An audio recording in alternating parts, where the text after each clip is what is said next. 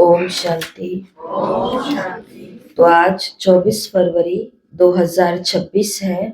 बाबा ने कहा, मीठे बच्चे, तुमने अपनी जीवन डोर एक बाप से बांधी है।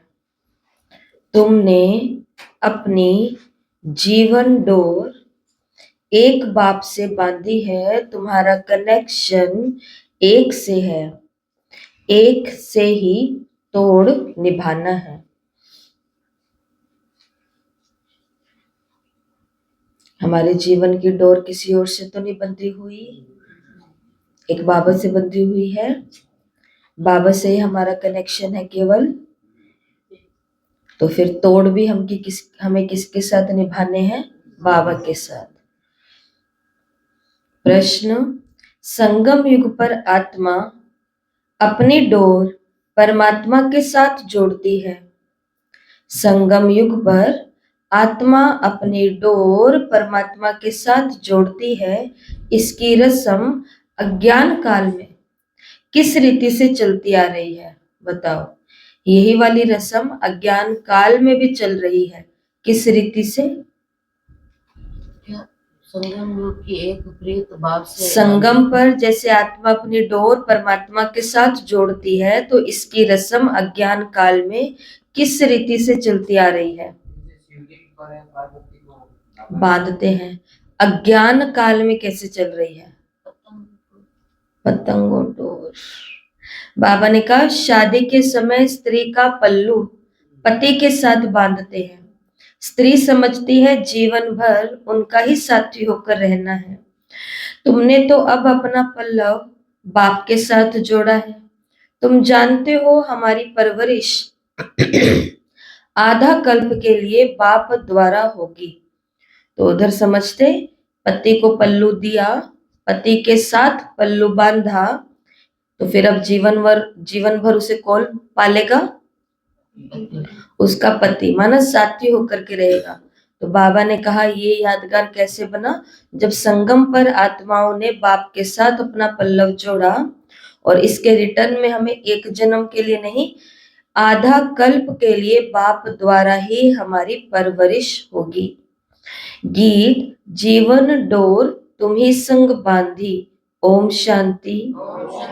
देखो, गीत में कहते हैं जीवन डोर तुमसे बांधी। जैसे कोई कन्या है, वो अपने जीवन की डोर पति के साथ बांधती है, समझती है जीवन भर उनका ही साथी होकर रहना है, उनको ही परवरिश करनी है। ऐसे नहीं कि कन्या को उसकी परवरिश करनी है, नहीं, जीवन तक उनको परवरिश करनी है। तुम बच्चों ने भी जीवन डोर बांधी है। बेहद का बाप कहो, टीचर कहो, गुरु कहो, जो कहो, ये आत्माओं के जीवन की डोर परमात्मा के साथ बांधने की है। वो है हद की स्थूल बात और ये है सूक्ष्म बात। कन्या के जीवन की डोर पति के साथ बांधी जाती है, वो फिर उसके घर जाती है। देखो, हर एक बात समझने की बुद्धि चाहिए। कलयुग में सब आसुरी मत की बातें हैं। तुम जानते हो हमने जीवन की डोर एक से बांधी है। तुम्हारा कनेक्शन एक से है, एक से ही तुमको तोड़ निभाना है, क्योंकि उनसे हमको बहुत अच्छा सुख मिलता है। वो तो हमको स्वर्ग का मालिक बनाता है। तो ऐसे बाप की श्रीमत पर चलना चाहिए। ये है रूहानी डोर। रूह ही श्रीमत लेती है। आसुरी मत लेने से तो नीचे गिरे हैं। अब रूहानी बाप की श्रीमत पर चलना चाहिए। तुम जानते हो हम अपनी आत्मा की डोर परमात्मा के साथ बांधते हैं, तो हमें उनसे 21 जन्म सदा सुख का वर्षा मिलता है।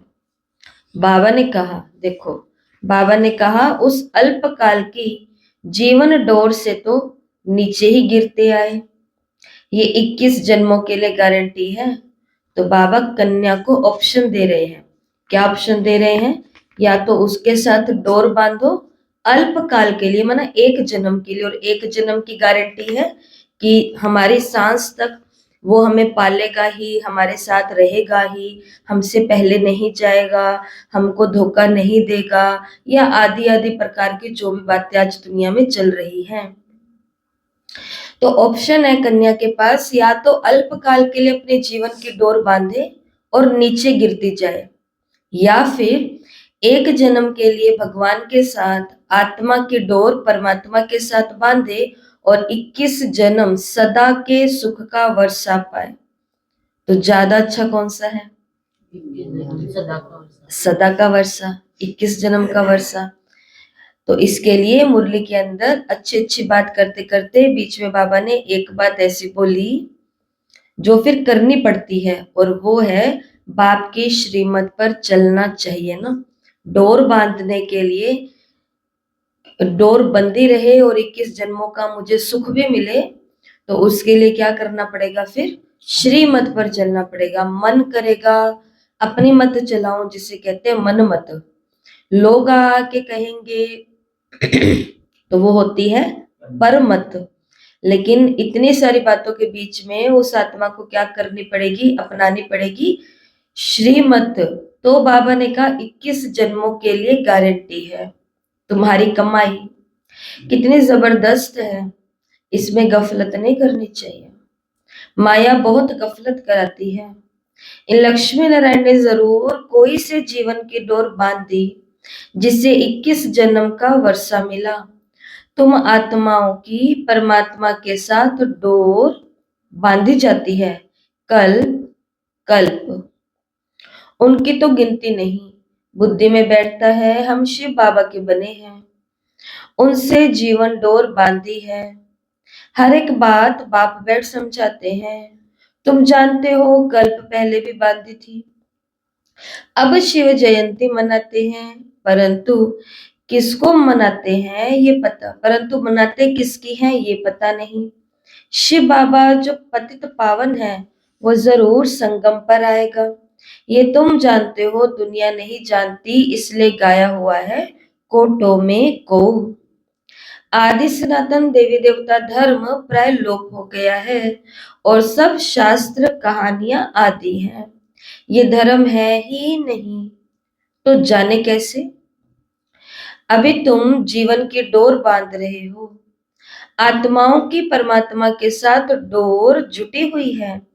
इसमें शरीर की कोई बात नहीं। देखो, ऐसा नहीं है कि कन्या जीवन में और कुमार जीवन में है तो ही डोर बांधी जा सकती है। कोई ज्ञान में 70 साल की उम्र में आया है, शरीर की यहाँ पर कोई भी बात नहीं है।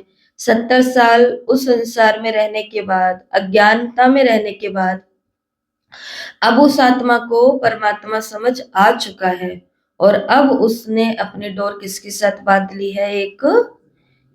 एक बाबा के साथ, एक भगवान के साथ, एक शिव बाबा के साथ। तो अभी तक वो किसी भी मत के अनुसार चली आत्मा, लेकिन अब से वो कौन सी मत के अनुसार चलती है? श्रीमत, श्रेष्ठ मत, बाबा की मत। तो बाबा ने कहा यह शरीर की कोई बात नहीं है, या तो आत्मा की परमात्मा के साथ जुड़ जाती है, डोर जुड़ जाती है। बल घर में रहो, बुद्धि से याद करना है। मालूम है कितने सारे लोग कल आए, कल लास्ट डे था और कल 12वीं क्लास का कोई पेपर भी हुआ होगा लास्ट शायद। तो वो बच्चे भी आए हुए थे, तो टीचर्स भी आए हुए थे, तो सब कुछ ही था कल। तो कल इतने सारी भीड़ में से एक भाई आए, तो उन्होंने ज्ञान सुना, सब कुछ किया। और उस समय बस जब वो भाई आया था ना, वही समय ऐसा था जब सारी की सारी माताएं बैठी हुई थी, सिर्फ उसी समय। बाकी तो कल तो बैठने का भी किसी को सांस नहीं था। वो भाई आया, उसको हमने ज्ञान सुनाया। ज्ञान सुनने के बाद वो कहता कि मैंने सुना है कि यहाँ पे फिर जुड़ जाएंगे तो यहाँ पर कोई शादीशुदा नहीं होता। तो हमने उनका मुंह घुमवाया और उनको बोला इन्हों को देखो, साथ ये बैठी थी, एक राजकुमार भाई जी थे। तो हमने कहा कि इन्हों को देखो, एक तो इन माताओं के माथे पर देखो ये लाल लाल बिंदी इन्होंने लगाई हुई है, जिससे पता ही चल जाएगा कि ये कौन है। एक माता है, शादीशुदा बहन है। तो उनको कहा कि ये सब यहाँ पर शादीशुदा है। कहते कि लेकिन हमने सुना है। मैंने कहा कि आपने, जो आपको सुनाने वाले ने आपको पूरी इंफॉर्मेशन नहीं दी है, फिर उन्होंने बोला कि फिर तो आप जैसे अब आपने नहीं है कराई, तो फिर आप लोगों का उन लोगों से कोई मतलब नहीं होता है, अपने माँ बाप से। मैंने कहा ये लो इधर मुंह घुमाओ फिर से। उधर पापा खड़े थे, इधर मम्मी बैठी थी। हमने कहा ये मेरे पापा है, ये लौकिक माँ है। तो हमारा तो कनेक्शन जबरदस्त जुटा हुआ है कि घर को ताला लगा करके निकले हैं दुनिया की बुद्धि का ताला खोलने के लिए। तो ऐसी भी बहुत आत्माएं होती हैं जो गलत हाथों में पहुंच जाती है, गलत चीजों के प्रभाव में आ जाती है और अधूरे में रह जाती हैं। लेकिन देखो इस मेले के द्वारा अगर एक भी आत्मा इस दुविधा से बाहर निकली, या क्या कहते हैं इसे, फरेब से भी बाहर निकली, तो भी ये कितनी बड़ी सेवा है कि कम से कम वो अपने जीवन में, उसको कोई पूछेगा कि जो ओम शांति में जाते हैं वो शादी नहीं कराते, तो वो बताएगा भाई अपनी आंखों से देख के आए हो। शादीशुदा लोग भी वहां पर तो लगे हुए हैं। तो बाबा ने कहा यहाँ शरीर की बात नहीं है, यहाँ आत्मा ने अपनी डोर जोड़ी है जीवन की परम पिता परमात्मा के साथ। बल घर में रहो, बुद्धि से याद करना है। तुम आत्माओं की जीवन डोर बांधी हुई है, पल्लव बांधते हैं ना, वो स्थूल पल्लव है। ये है आत्माओं का परमात्मा के साथ योग। भारत में शिव जयंती भी मनाते, परंतु वो कब आए थे ये किसी को पता नहीं। श्री कृष्ण की जयंती कब, राम की जयंती कब है जानते ही नहीं। बच्चे तुम त्रिमूर्ति शिव जयंती अक्षर लिखते हो, परंतु इस समय 3 मूर्तियां तो है ही नहीं। तुम कहेंगे शिव बाबा ब्रह्मा द्वारा सृष्टि रचते, तो ब्रह्मा साकार में जरूर चाहिए ना। बाकी विष्णु और शंकर इस समय कहाँ है जो तुम त्रिमूर्ति कहते हो। ये बहुत समझने की बातें हैं। त्रिमूर्ति का अर्थ ही है ब्रह्मा विष्णु शंकर। देखो ये ज्ञान बड़ा अटपटा और चटपटा और खटपटा है। जब सीधा लिखते हैं शिव जयंती की हार्दिक शुभकामनाएं, तो तब बाबा मुरली में कह देते हैं खाली शिव जयंती क्यों लिखते हो। सुनिए ना ये मुरली, त्रिमूर्ति शिव जयंती लिखो ताकि उनको पता चले कि इन तीनों का भी जो परम पिता है, रचयिता है, और एक शिव है, त्रिमूर्ति शिव। और त्रिमूर्ति शिव लिखवाया अब की बारी, तो बाबा ने कहा त्रिमूर्ति क्यों लिखते हो, क्योंकि ब्रह्मा का ही काम चल रहा है, विष्णु और शंकर कहाँ है। लेकिन ये साकार मुरलियां हैं, जब ब्रह्मा भी थे, लेकिन अभी ब्रह्मा बाबा भी तो क्या हो गए हैं, सूक्ष्म। जैसे ब्रह्मा, जैसे विष्णु और शंकर हैं अपनी अपनी पुरी में। जैसे 3 पुरियां दिखाते हैं ना ग्लोब के अंदर, ये 3 लोक के चित्र के अंदर ब्रह्मापुरी, विष्णुपुरी और फिर ऊपर है शंकरपुरी। शंकरपुरी बिल्कुल अशरीरी अवस्था होती है, तो परम धाम के नजदीक। बाबा ने कहा त्रिमूर्ति का अर्थ ही है ब्रह्मा विष्णु शंकर। ब्रह्मा द्वारा स्थापना वो तो इस समय होती है, विष्णु द्वारा सत्युग में पालना होगी, विनाश का कार्य अंत में होना है। ये आदि सनातन देवी देवता धर्म भारत का एक ही है। वो तो सब आते हैं धर्म स्थापन करने, हर एक जानता है ये धर्म स्थापन किया और उनका संवत ये है, फलाने टाइम फलाना धर्म स्थापन किया। भारत का किसी को पता नहीं। गीता जयंती, शिव जयंती कब हुई किसको पता नहीं। श्री कृष्ण और राधे की आयु में 2-3 वर्ष का फर्क होगा। सतयुग में जरूर पहले श्री कृष्ण ने जन्म लिया होगा और फिर राधे ने, परंतु सतयुग कब था ये किसी को भी पता नहीं। तुमको भी समझने में बहुत वर्ष लगे हैं, तो 2 दिन में कोई कहां तक समझेंगे। बाप तो बहुत सहज बताते हैं, वो है बेहद का बाप। जरूर उनसे सबको वर्षा मिलना चाहिए, और गॉड फादर कहे याद करते। लक्ष्मी नारायण का मंदिर है, ये स्वर्ग में राज्य करते थे, परंतु उनको ये वर्षा किसने दिया। जरूर स्वर्ग के रचयिता ने दिया होगा, परंतु कब कैसे दिया ये कोई नहीं जानते। तुम बच्चे जानते हो जब सतयुग था तो कोई और धर्म नहीं था। सतयुग में हम पवित्र थे, कलयुग में हम पतित हैं, तो संगम पर ज्ञान दिया होगा, सतयुग में नहीं। वहां तो प्रारब्ध है, जरूर अगले जन्म में ज्ञान लिया होगा। तुम भी अब ले रहे हो। तुम जानते हो, आदि सनातन देवी देवता धर्म की स्थापना बाप भी करेगा। श्री कृष्ण तो सतयुग में था, उनको ये प्रारब्ध कहाँ से मिली? तो कहते भी हैं कि प्रारब्ध मिलती है केवल पुरुषार्थ से। पुरुषार्थ नहीं तो प्रारब्ध नहीं, गीता के महावाक्य है। पुरुषार्थ पहले होगा, प्रारब्ध बाद में आएगी। तो बाबा ने कहा कृष्ण को तो केवल प्रारब्ध दिखाई है, उसका पुरुषार्थ कौन से जन्म में है? लक्ष्मी नारायण ही राधे कृष्ण थे, ये भी कोई नहीं जानते। बाप कहते हैं जिन्होंने कल्प पहले समझा था वही समझेंगे। ये सैंपलिंग लगता है, मोस्ट स्वीटेस्ट झाड़ का कलम लगता है। तुम जानते हो आज से 5000 वर्ष पहले भी बाप ने आकर मनुष्य से देवता बनाया था, अभी तुम ट्रांसफर हो रहे हो। पहले ब्राह्मण बनना है, बाजोली खेलते हैं तो चोटी जरूर आएगी। बरोबर हम अभी ब्राह्मण बने हैं, यज्ञ में तो जरूर ब्राह्मण चाहिए। ये शिव का व रुद्र का यज्ञ है, रुद्र ज्ञान यज्ञ ही कहा जाता है। श्री कृष्ण ने यज्ञ नहीं रचा, इस रुद्र ज्ञान यज्ञ से विनाश ज्वाला प्रज्वलित होती है। ये शिव बाबा का यज्ञ पतितों को पावन बनाने के लिए है। रुद्र शिव बाबा निराकार है, वो यज्ञ कैसे रचे जब तक मनुष्य तन में ना आए? मनुष्य ही यज्ञ रचते हैं, सूक्ष्म व स्थूल वतन में ये बातें नहीं होती। बाप समझाते हैं ये संगम युग है। जब लक्ष्मी नारायण का राज्य था तो सतयुग था, अब फिर तुम ये बन रहे हो। फिर से बाबा ने कहा ये जीवन की डोर आत्माओं की परमात्मा के साथ है। ये डोर क्यों बांधी जाती है? ये डोर क्यों बांधी जाती है? क्यों आने वाले हर कन्या कुमार को पहले यही प्रेरणा दी जाती है कि अपने जीवन की डोर परमात्मा के हाथ में दो, उसके साथ बांधो? कारण क्या है इसके पीछे? या जो भी आत्माएं आती है उनको ऐसा क्यों कहा जाता है?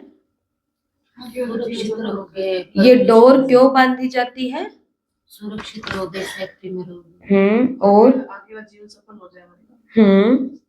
और दूध दे दो रुद्र। और ये डोर क्यों बांधी जाती है? सदा सुख का वर्षा पाने के लिए वो वाली डोर बांधते हैं। तो पहले तो यही लगता है ना कि अब बढ़िया हो गया, नए नए कपड़े, नए नए गहने, नए नए लोग, नई नई जगह घूमना, नया नया खाना खाना, सबके लिए एक एक्टर और एक्ट्रेस की तरह एकदम आकर्षित हो जाना। और उसके बाद में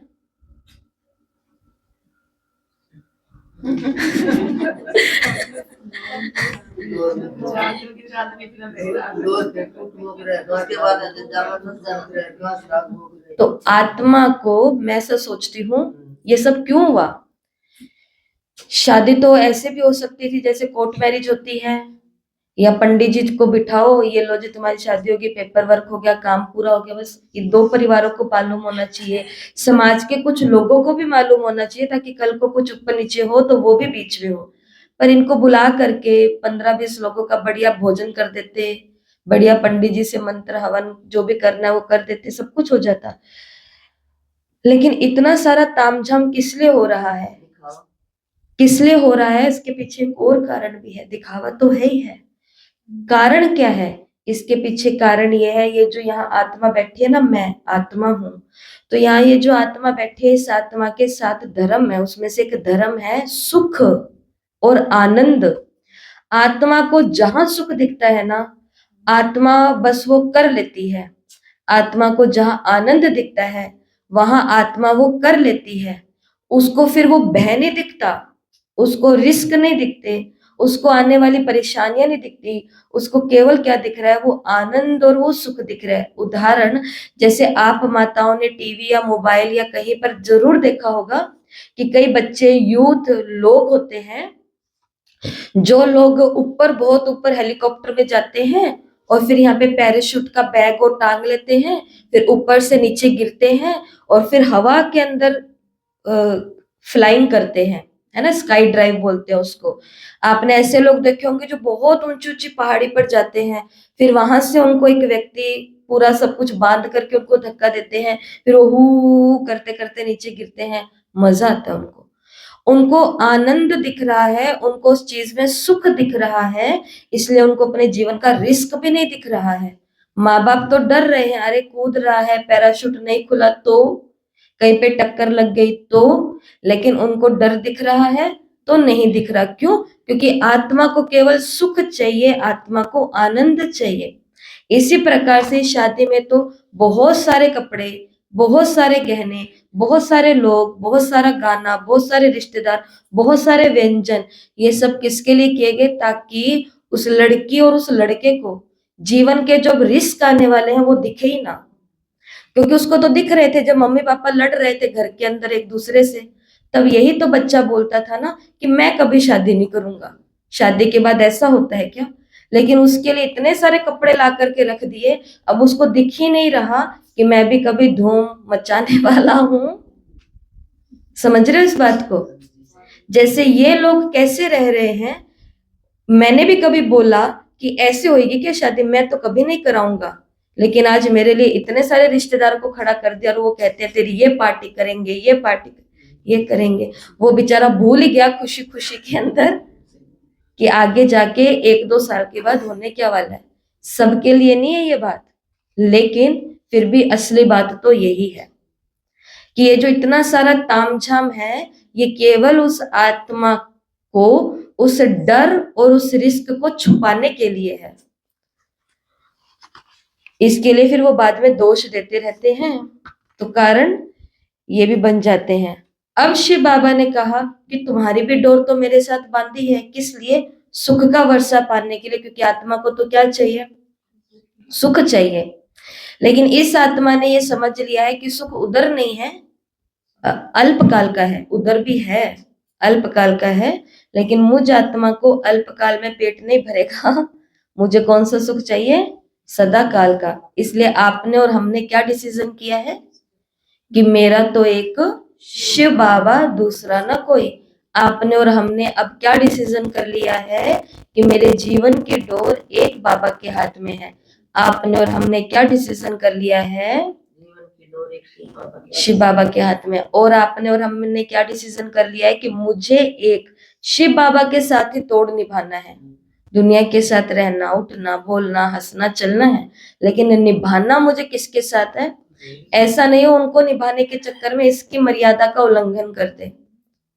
तो तोड़ इससे जुड़ा है, तो संबंध इससे जुड़ा है, तो निभाना भी पहले इसी के साथ है। तो हमें भी तो सुखी चाहिए ना, इसलिए हमने ये डोर बांधी है।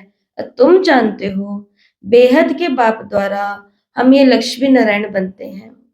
बाप ने समझाया, तुम सो देवी देवता धर्म के थे, तुम्हारा राज्य था, पीछे तुम पुनर्जन्म लेते लेते क्षत्रिय धर्म में आए।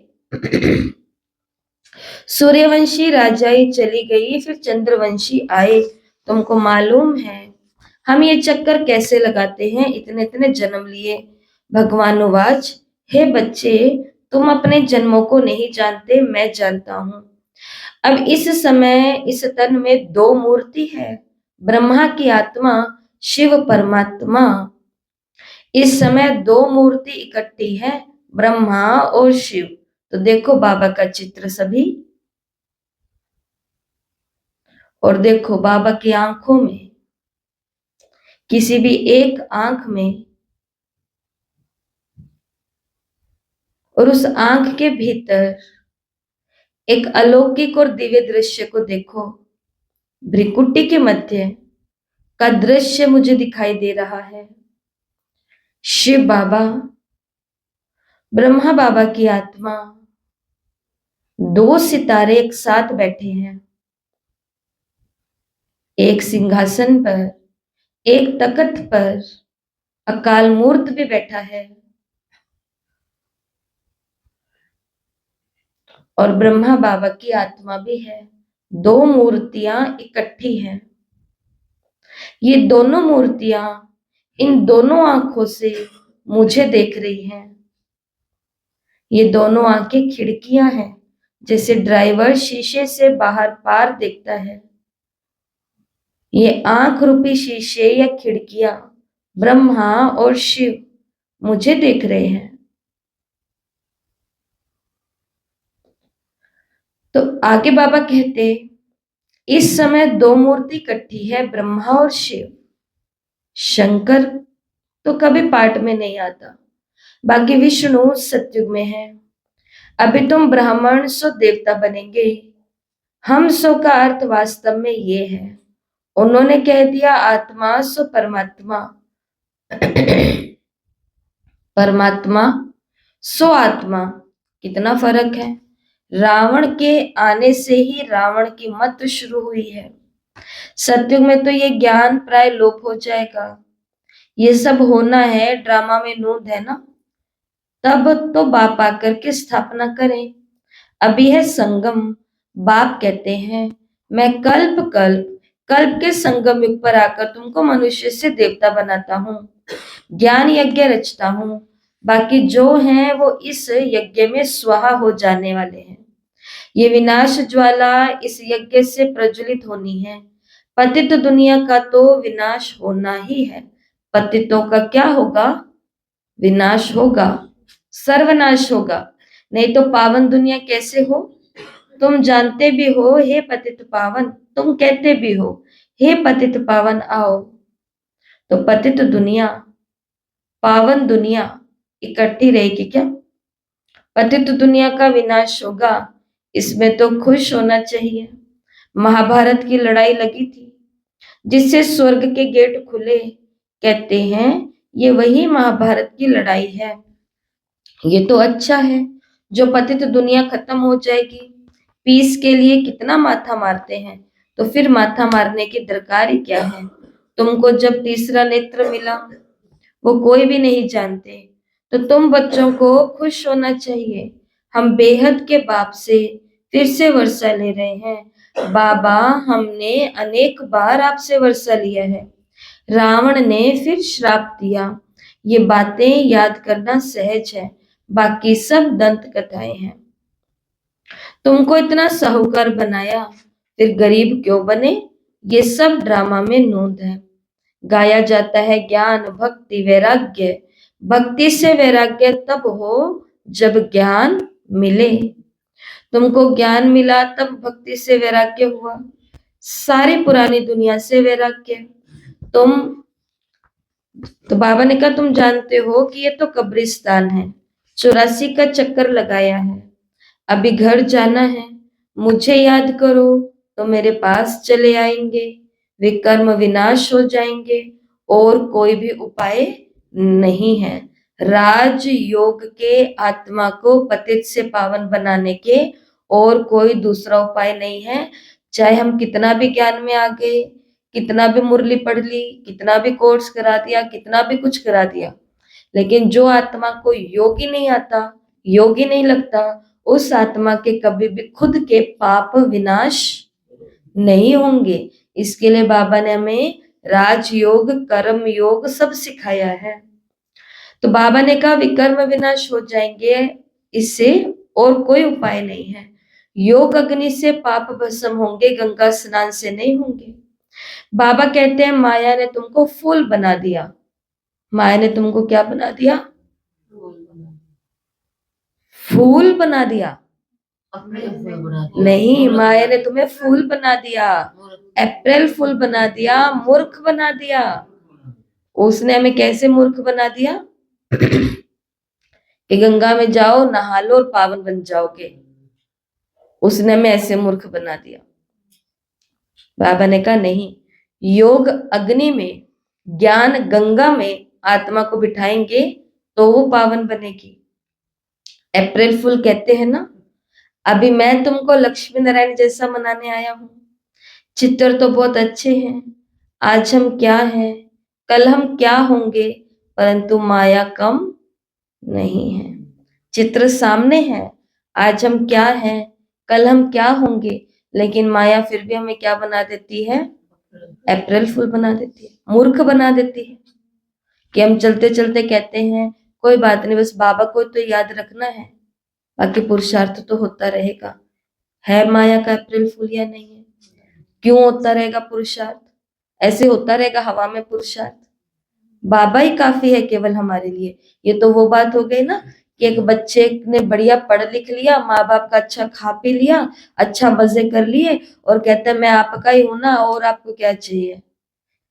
उनको कुछ नहीं चाहिए, उनको सब कुछ चाहिए। अब वो आपके बच्चे हैं, आप घर के बड़े हो गए हो, धीरे धीरे वही अवस्था आ जाती है ना। एक समय ऐसा भी आता है जब जैसा बच्चे का मन करता था कहीं जाने का, लेकिन माँ का मन नहीं करता था वहां जाने का, लेकिन तो भी बच्चे की खुशी के लिए वो जाती थी। एक समय ऐसा भी आ जाता है बच्चे का मन नहीं कर रहा जाने का, पर माँ का मन कर रहा है जाने का, तो बच्चे भी छोड़ करके जाते हैं अपनी माओ को, कि भाई माँ भी हमें ऐसे छोड़ के जाती थी, हम भी अपनी मम्मी को वैसे छोड़ के जाते हैं। तो पुरुषार्थ तो करना पड़ेगा। ज्ञान में आकर के केवल बाबा को याद रखते हैं, ये तो बाबा ने भी मुरली में बोला, तुमको ज्ञान नहीं समझ आता, तुमसे सेवा नहीं होती, कुछ नहीं होता, तो मेरे को याद रखो। लेकिन सब कुछ आने के बाद भी अगर हम अलबेलेपन में बोले, तो बाबा ने कहा माया भी कम नहीं है। माया डोर बांधने ही नहीं देती है, खिंचातान होती रहती है। हम बाबा को याद करते, फिर पता नहीं क्या हो जाता है। इधर से माया खींच रही है, इधर से ये बाबा का आकर्षण, सेवाएं, योग, घर, सब कुछ खींच रहा है। अब तीसरा रेशम की डोर है, रेशम की डोर है, सिल्क की डोरी होगी शायद। इसके लिए सबसे अच्छा तरीका क्या है? बिजी माताएं देखो अपना अनुभव सुना रहे थे, रितु बहन और हम सभी वहां बैठे थे, तो कह रहे थे कि 3 दिन गारंटी है, मतलब ये होता है क्योंकि ये हमने अनुभव किया तो हम ये बोल पाए। 3 दिन व्यर्थ आया ही नहीं। हम वहां पे विचारों कोर्स करा रहे थे ना, ये लोग तो पहले ये कोर्स करा रहे थे, लास्ट में फिर मेरे पास भेज रहे थे, कल थोड़ा अलग किया था। तो किसी को फिर इन्होंने समझाया कि मन सोचता है ऐसे ऐसे, तो फिर बाद में वो आए, वो कहते हैं कि बस बहन जी मुझे तो ऐसा कुछ सिखा दो कि ना फिर सच में ये मन नहीं सोचेगा फालतू बातें, सच में नहीं सोचेगा। हमने कहा सच में नहीं सोचेगा भाई जी? कहते कैसे? मैंने कहा जैसे अभी हमारा नहीं सोच रहा।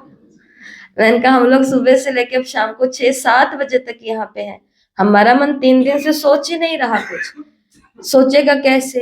क्योंकि आगे से फायदा दिख रहा है, ये आत्मा आ गई, ये बच्चे आ गए, ये किसान आ गए, ये परिवार आ गए, ये अधिकारी आ गए, तो इस बेचारे मन को कंफ्यूज हो गया। ये मन भी सोच रहा था कि आज माया भी सोच रही थी आज मौका क्यों नहीं मिल रहा पिछले 3 दिन। और फिर इन लोगों ने, हम सभी बैठे तो हमने थोड़ा सा वीडियो रिकॉर्ड भी किया, तो वो भी ग्रुप में भेजा है, रात को सभी जरूर देखना सुनना। उसमें आगे की सेवाओं का भी कुछ लक्ष्य दिया हुआ है, तो वो वीडियो भेजा हुआ है, यूट्यूब पर डाला है, वो जरूर देखना, अच्छा लगेगा देख करके। तो ये जो होती है बात है कि भाई खींचातान होती है, ये बिल्कुल होती है।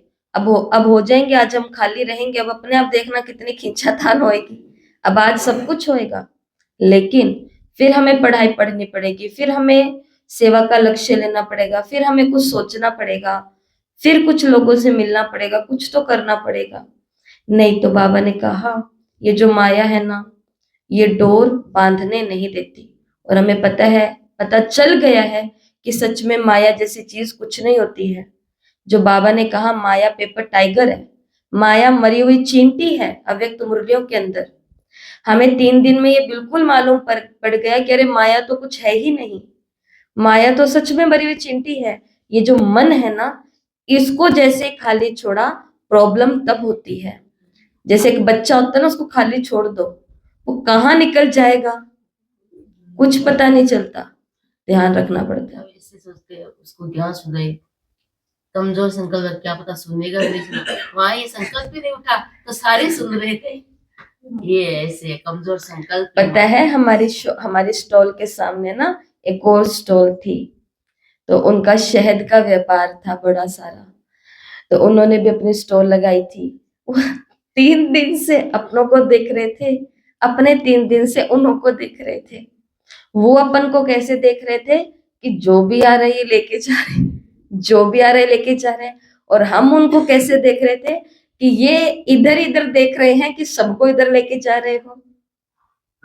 तो कल लास्ट में उनकी भी थोड़ी सी हमने, क्योंकि उन्होंने भी कोर्स किया और उनको आगे 7 दिन का भी कोर्स करना है ऐसे उन्होंने कहा है, तो उन्होंने भी अपने स्टॉल में परसों आके कोर्स किया। तो कल हमने जाते जाते, क्योंकि सबके साथ एक अच्छी रूहानी मित्रता सी, जान पहचान, संपर्क सा हो गया बाबा के घर से, तो उन सभी ने, तो उस भाई ने अपनी रिकॉर्डिंग करवाई, तो उससे हमने पूछा कि ओम शांति भाई जी आपको कैसा लगा। उसने पहली लाइन ये बोली, कहते कि मैंने तो पहले दिन हम आए, आकर के हमने देखा कि व्हाइट ड्रेस वालों ने अपनी स्टॉल लगाई है यहाँ पे, और हमने इनकी माताओं को देखा, कहते इतनी एक्टिव है ये सब की सब, इतनी एक्टिव हैं कि ये जो भी आ रहे हैं उनको ले रहे हैं। तो हमने कहा भाई जी हमने आपका भी नुकसान तो नहीं करा दिया। तो कहते कि नहीं नहीं, जिसको जहां आना है ग्राहक को वो तो वहीं आ ही जाता है।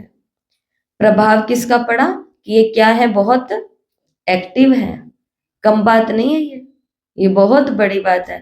धूप के अंदर इतनी देर तक पैरों पर खड़े रहना और लोगों को कहना आओ फ्री में सुनो, ज्ञान सुनो फ्री में, कोर्स करो फ्री में, स्वर्ग लेके आओ, मोबाइल भी छोड़ो, सब कुछ करो। सबसे बड़ी बात ये हुई कि बहुत अच्छे अनुभव रहे, सीधे गए, उसको इधर घुमाना बहुत बड़ी बात है, बहुत। और 3 तो भाई मैंने देखा कि वो चले, इन लोगों ने रोका भी कि आओ सुनो, लेकिन वो चले गए। जाने के बाद वो पीछे देखते देखते जा रहे थे और वो घूम के आ गए कि लोग ऐसा क्या सुना रहे हैं कि लोग इनके पास आ रहे हैं। तो माया कहाँ है? माया कहीं भी नहीं है। ये मन जो है बस इसको खाली नहीं छोड़ना, ऐसा नहीं तो खिंचातान, बाबा ने कहा खिंचातान होती है। हम बाबा को याद करते हैं फिर पता नहीं क्या हो जाता है, भूल जाते हैं। और एक खिंचातान पता है हमारी वहां पर भी क्यों नहीं हो सकती थी, वहां पर भी सेवाओं में भी बहुत माया आती है, हमें अनुभव है इन सब चीजों का, क्योंकि सेवाओं के फील्ड में तो हम जब से ज्ञान में आए हैं तब से ही लगभग है। सेवाओं में भी बहुत खींचातान होती है, लेकिन किसी को भी खींचातान महसूस नहीं हुई होगी, क्योंकि सब अपने अपने काम में बिजी थे, किसी के दूसरे काम के ऊपर आंख ही नहीं थी। सबको खुशी हो रही थी, ये भी समझा रही, ये भी समझा रही, ये ला रहे, मैं ये कर रही हूँ, वो फॉर्म भरा रहे हैं।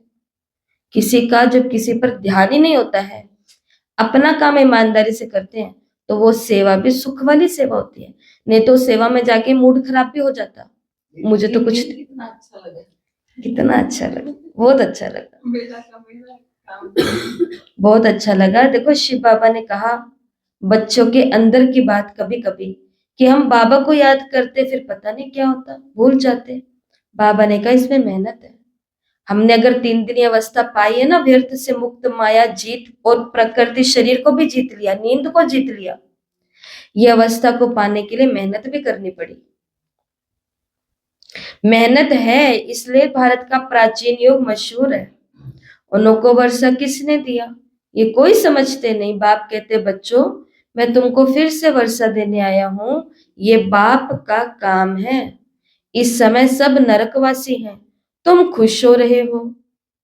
यहाँ कोई आते हैं समझते हैं तो तुम्हें खुशी होती है, बरोबर ठीक है। 84 जन्मों का हिसाब है, बाप से वर्षा लेना है। बाप जानते हैं आधा कल्प भक्ति करके तुम थक गए हो।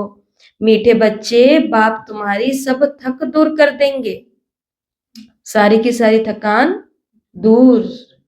अब भक्ति अंधियारा मार्ग पूरा होता है। कहाँ ये दुखधाम, कहाँ वो सुखधाम। मैं दुखधाम को सुखधाम बनाने के लिए कल्प में आता हूँ संगम पर। बाप का परिचय देना है, बाप बेहद का वर्षा देने वाला है। एक की ही महिमा है। शिव बाबा नहीं होता, ध्यान से सुनना, शिव बाबा नहीं होता तो तुमको पावन कौन बनाता? कौन बनाता?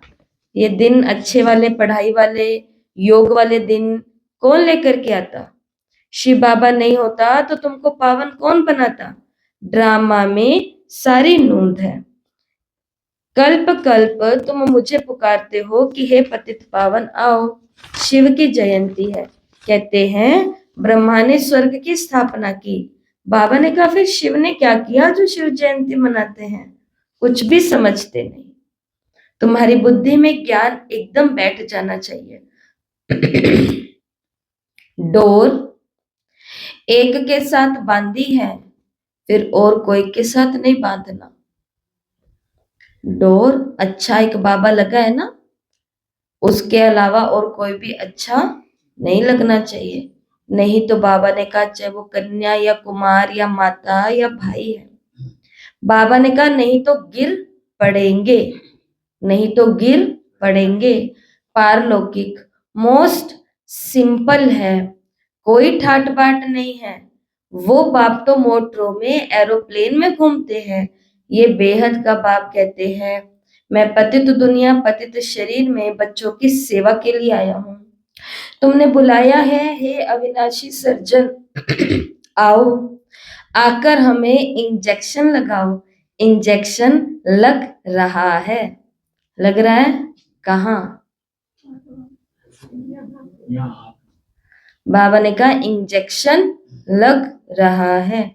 बाप कहते हैं योग लगाओ तो तुम्हारे पाप भस्म होंगे। बाप है ही 63 जन्मों का दुख हरता, 21 जन्मों का सुख करता। अच्छा मीठे मीठे सिकिल दे बच्चों प्रति, माता पिता बाप दादा का याद प्यार और गुड मॉर्निंग। रूहानी बाप की रूहानी बच्चों को नमस्ते। हम रूहानी बच्चों की रूहानी माता पिता बाप दादा को याद प्यार नमस्ते, गुड मॉर्निंग, ओम शांति, शुक्रिया बाबा शुक्रिया, वाह बाबा वाह। अगर शिव बाबा नहीं होता तो हमें पावन कौन बनाता? तो आज हम और तो कोई सेवा पर नहीं है, लेकिन आज सभी आत्माएं जो यहाँ ये समझती है कि मेरे बुद्धि के अंदर बाबा है, ज्ञान बैठ चुका है, उन्हों को एक चिंतन करना है साकार मुरली से। लिख करके भी भेज सकते हो, तो बहुतों को आप सहयोग भी दे सकते हो। लिखना क्या है, चिंतन क्या करना है? अगर शिव बाबा नहीं होता तो, एक लाइन बाबा ने बता दी, तुम्हें पावन कौन बनाता, मतलब मुझे पावन कौन बनाता। आगे अब चिंतन करते जाना, अगर शिव बाबा नहीं आता तो मुझे सेवा का चांस कौन देता। अगर शिव बाबा नहीं आता तो मानव सेवा, रूह की सेवा होती क्या है ये मुझे कौन सिखाता। अगर शिव बाबा नहीं आता तो ब्रह्मा भोजन क्या होता है ये मुझे कैसे पता चलता। अगर शिव बाबा नहीं होता तो, बचपन से कौन छुड़ाता? अगर शिव बाबा नहीं होता तो भटकन से कौन छुड़ाता है। शिव बाबा नहीं होता तो पढ़ाई कौन पढ़ाता। शिव बाबा नहीं होता तो सफेद कपड़े कौन पहनाता। मरने के बाद चादर उठा देते, हम देख भी ना पाते खुद को कैसे लग रहे हैं। शिव बाबा नहीं होता जीवन जीने की कला कौन सिखाता? शिव बाबा नहीं होता तो जीने की कला कौन सिखाता, मुस्कुराना कौन सिखाता, आपस में प्यार से रहना कौन सिखाता, विकारों से मुक्त होना कौन सिखाता, मधुबन जाना कौन सिखाता, एक बुराई का लोभ कौन सिखाता? लहसुन प्याज कौन छुड़ाता, आत्मिक दृष्टि कौन सिखाता। कि तुम्हारे घर में छोटा बेबी से लेकर के बड़ा आदमी तक जो रह रहा है वो एक आत्मा है, तो ये आत्मिक दृष्टि कौन बताता। तो ऐसा आज आपको चिंतन करना है, समझना। अभी 3 दिन हम भाई बहनों की सेवा में थे, आज एक दिन हम खुद की सेवा में हैं, तो इसके लिए भी जरूर समय निकालना। धारणा के लिए मुख्य सार पहला, अपनी बुद्धि की रूहानी डोर एक बाप के साथ बांधनी है, एक की ही श्रीमत पर चलना है।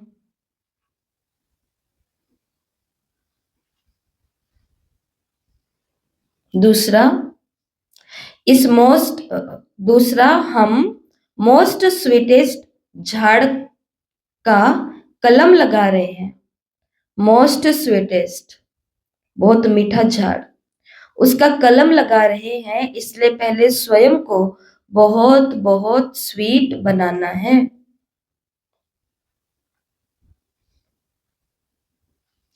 याद की यात्रा में तत्पर रहे, विकर्म विनाश करने हैं। याद की यात्रा में तत्पर रहे, विकर्म विनाश करने हैं। और क्योंकि हम मोस्ट स्वीटेस्ट झाड़ का कलम लगा रहे हैं, तो पहले स्वयं को बहुत बहुत स्वीट बनाना है।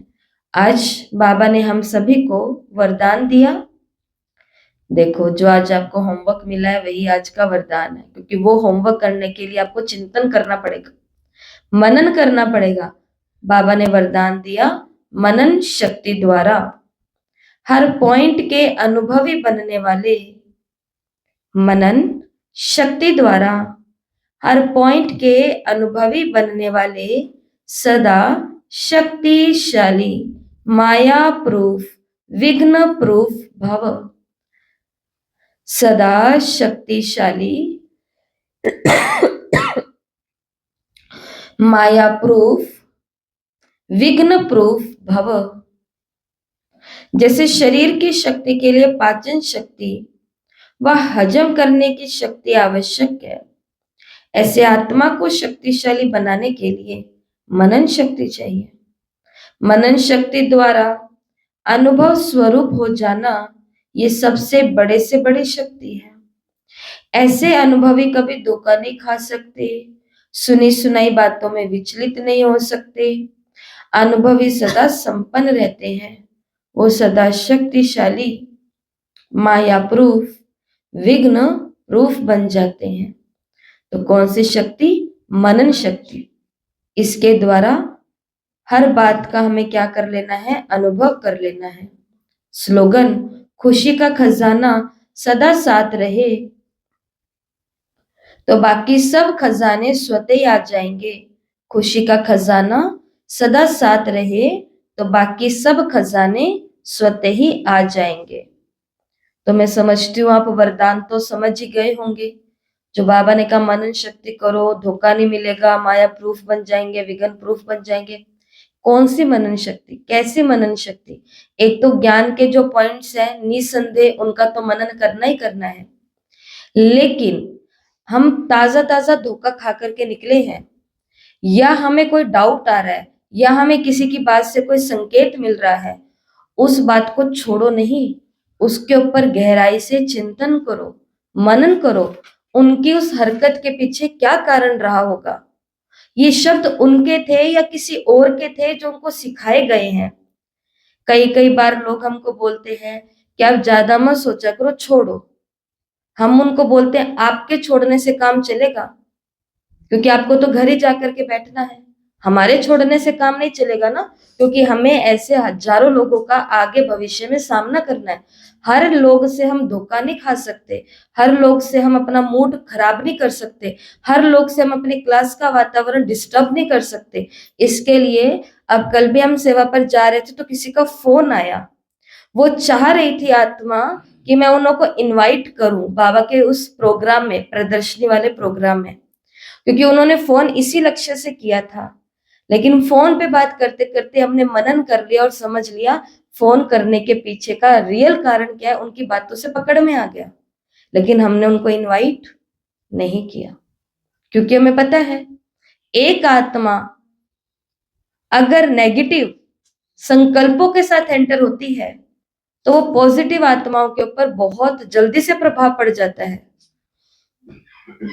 क्योंकि अभी शक्ति रावण की ज्यादा है ना, ये क्या बोलते हैं, रावण का राज्य है ना, इसके लिए 10 पॉजिटिव के ऊपर एक नेगेटिव भारी पड़ जाता है।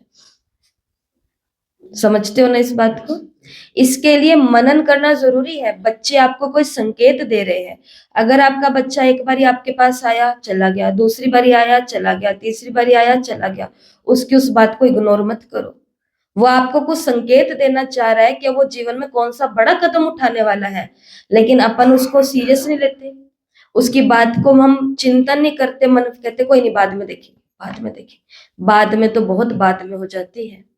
इसके लिए जो मनन शक्ति का यूज करता है ना, वो विघ्न प्रूफ बन जाता है, विघ्न आता ही नहीं है, फिर माया प्रूफ बन जाता है, और वो सुनी सुनाई बातों से कभी ना विचलित होता है और ना कभी धोखा खाता है। इसलिए पत्नी कुछ कहना चाह रही है तो मनन करो इसकी बात के पीछे किसके शब्द हैं, किसके भाव हैं, और ये क्या भावना रखती है। पति कुछ कह रहा है तो समझो, बच्चा के तो जरूर समझो, उसके पास तो जाके बैठ ही जाया करो रोज ही।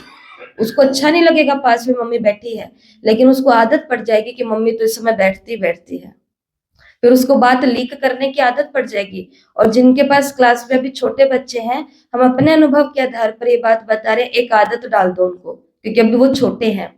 तो छोटे बच्चों को भी एक आदत डाल दो कि जैसे वो स्कूल से आते हैं, स्कूल से आते ही, वैसे तो हर कोई करता है लेकिन पक्की आदत, स्कूल से आते ही उनसे पूछो, और आज स्कूल में क्या क्या हुआ, कौन कौन से दोस्त मिले, मैडम ने क्या कहा, सर ने क्या कहा। ऐसे करते करते हर बात उनसे पूछो। मैं अपने अनुभव से कह रही हूँ, हम दोनों लौकिक में भाई बहनों से बचपन से पूछा जाता था, और कॉलेज के अंदर जब हम यंग हो गए तो ये पूछते नहीं थे, हम खुद ही आके बता देते, आज मैडम ने ये, सर ने ये, दोस्त ये, फलाना ये, ढिमकाना ये। आदत पड़ जाती है ना, क्योंकि उनको पता है कि कोई तो सुन ही लेगा, और लीक करने की आदत पड़ चुकी है। उधर से फिर उनको संकेत मिल जाएंगे कि हमारा बच्चा राइट वे में है कि रॉन्ग वे में है, फिर वो चाहे प्यार से करेंगे, चाहे डांट से करेंगे, कैसे भी करके आने वाले विघ्न को तो रोक ही लेंगे। इसी प्रकार से क्लास की बात होती है, इसी प्रकार से हमारे परिवारों की बात होती है। तो मनन शक्ति की बहुत आवश्यकता है।